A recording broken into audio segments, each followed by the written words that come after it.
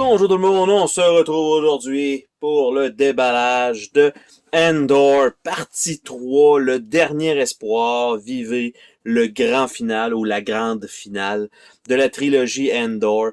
En fait, le jeu de base avait 5 scénarios si je me trompe pas. Il y a eu beaucoup de petites expansions qu'on a déballées ici sur la chaîne. On a eu aussi le deuxième volet qui était un peu plus sur l'eau. La partie 2 que ça prenait la partie 1 parce que, bref, c'était une expansion. Celui-ci, la partie 3, par contre, semble être un stand-alone, donc il peut être joué seul sans nécessairement avoir le reste, mais je pense que c'est mieux de commencer avec le début. Et en fait, le jeu est extrêmement pesant, donc je m'attends à ce que ce soit absolument plein de goodies. Et donc, le dernier espoir, un superbe plateau. Donc, un nouveau plateau, probablement des nouveaux personnages, un paquet de dés. Donc, contient une mini-légende introductive pour réapprendre à jouer rapidement. Donc, ça faisait longtemps que vous aviez joué à Endor, ben vous avez un petit scénario rapide. Donc, le jeu autonome, on n'a pas besoin d'avoir Endor, contrairement au deuxième volet et aux petites expansions. Donc, à l'intérieur, déjà, la boîte de carton, très générique. Pas d'une super grosse épaisseur, mais le poids est quand même très important. On retrouve un paquet de petits stands, évidemment, pour les monstres. Comme c'est un stand-alone, on va être proche de ce qui existait pour la boîte de base, donc le premier volet. Donc, on a ça ici. On a un paquet de sacs, donc ça, c'est quand même toujours plaisant. On a les petits cubes pour marquer les points de vie et les trackers pour les ennemis. En fait, non, c'est les dés rouges, je ne me trompe pas. Donc, les dés pour les personnages, même chose que ce qu'on avait dans la boîte de base. On a ici des dés à 6 faces, mais c'est de 4 à 10. Un peu bizarre. On a ici un petit paquet de cartes. On a les grosses cartes de légende. Donc, il y en a un certain nombre. Bien sûr, c'est sûr que le texte de l'autre côté, je ne vais pas nécessairement tout je vais vous montrer le dessus des cartes, mais le texte en dessous, c'est peut-être pas... en fait, c'est pour pas spoiler aussi.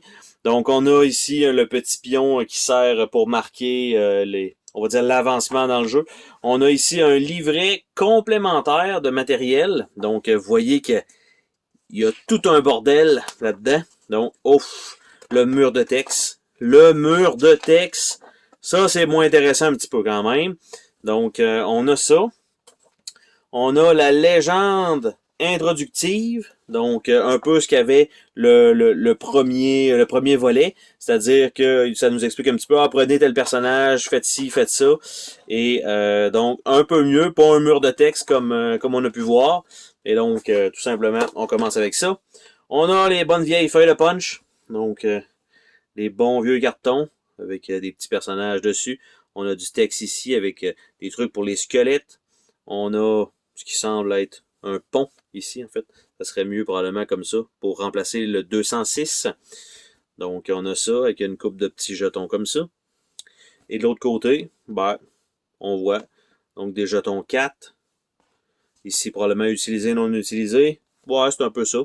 Donc, et 372 de l'autre côté. Donc, on a ça. Par la suite, on a des personnages, qu'on a toujours le côté masculin et féminin. Donc, on a Pasco, qui est un archer du bois de la vigilance. On a Thorn, guerrier de Schombourg. Et en fait, il y a eu un jeu aussi dans l'univers de Andorre qui était la libération de Schombourg, donc probablement un personnage qui ressemble un peu à ça. On a quelques petits jetons ici. De l'autre côté, on a Chada, archère du bois de la vigilance, bien sûr, et Meren, guerrière de Schombourg. Donc, feuille de punch. Par la suite, le prochain héros, nous avons Kram, très générique comme nom, un nain des mines profondes, et Lifardus, le magicien du Nord.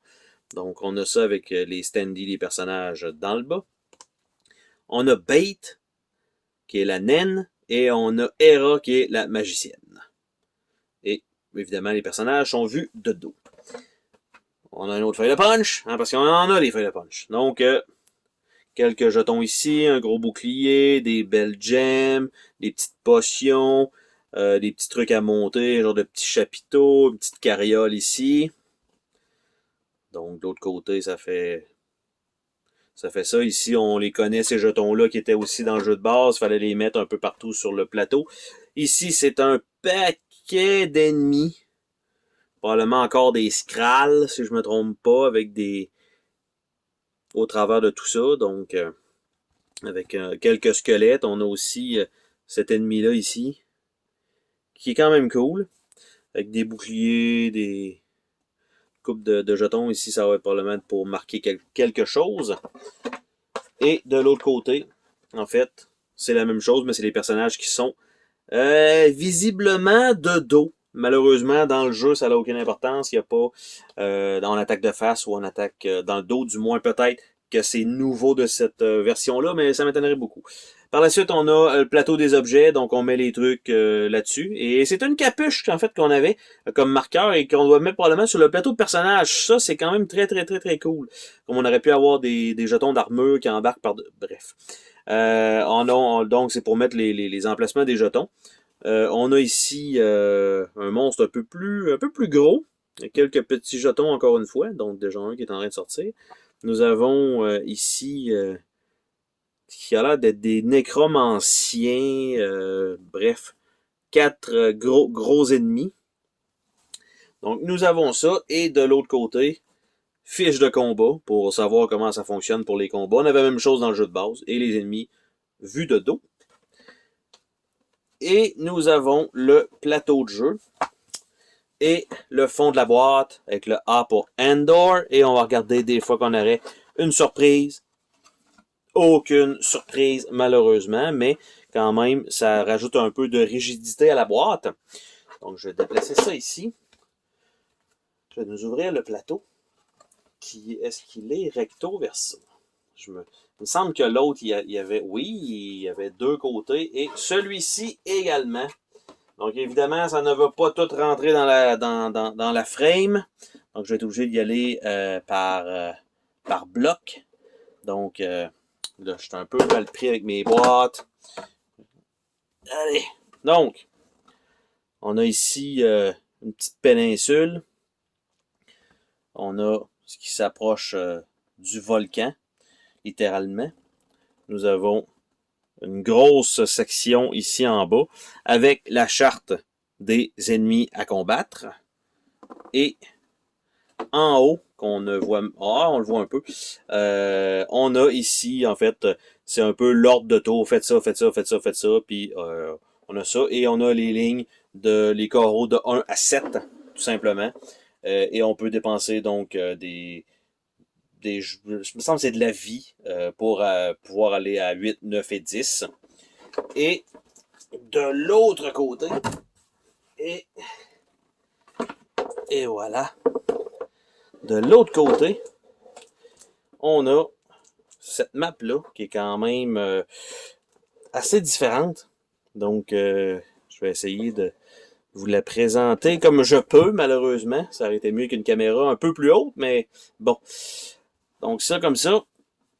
Et on a ici, dans le bas, comme l'original, avec la charte des monstres à attaquer.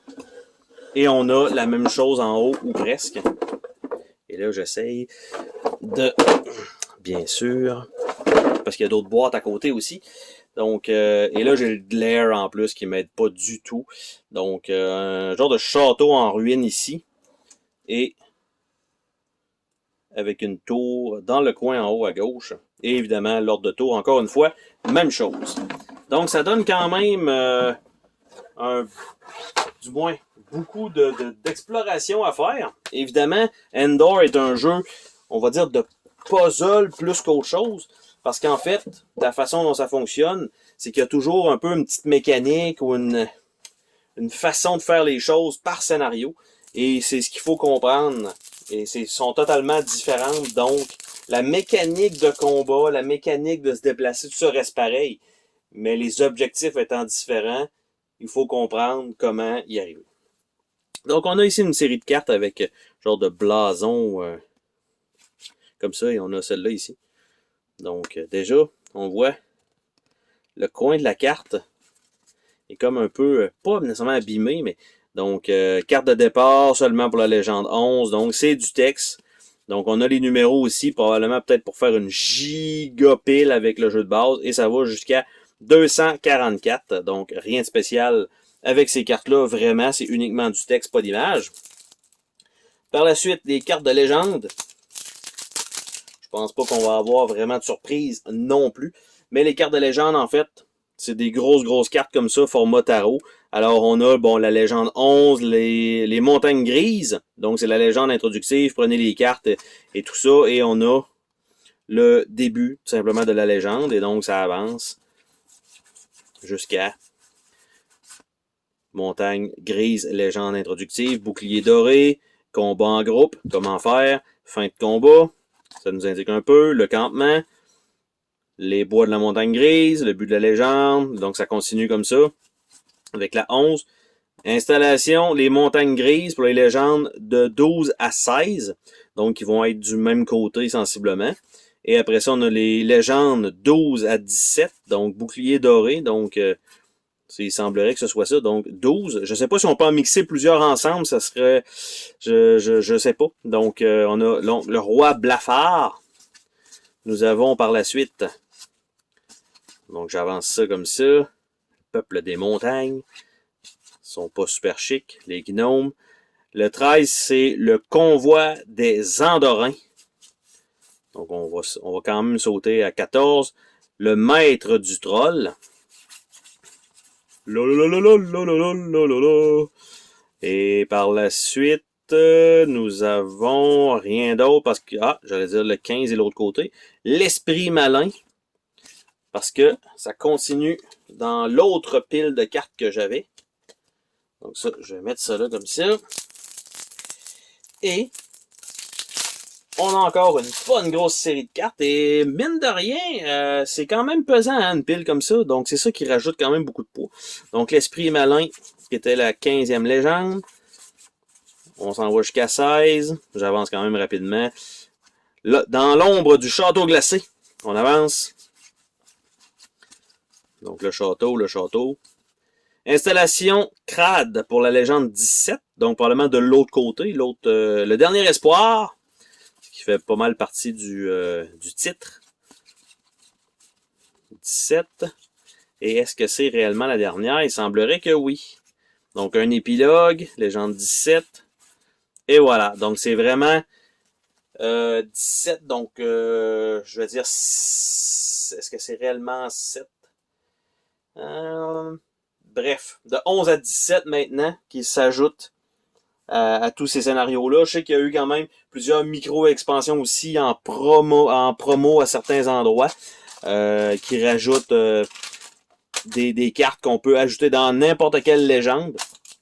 Donc ici, je pense pas qu'on puisse en ajouter comme vraiment deux en même temps.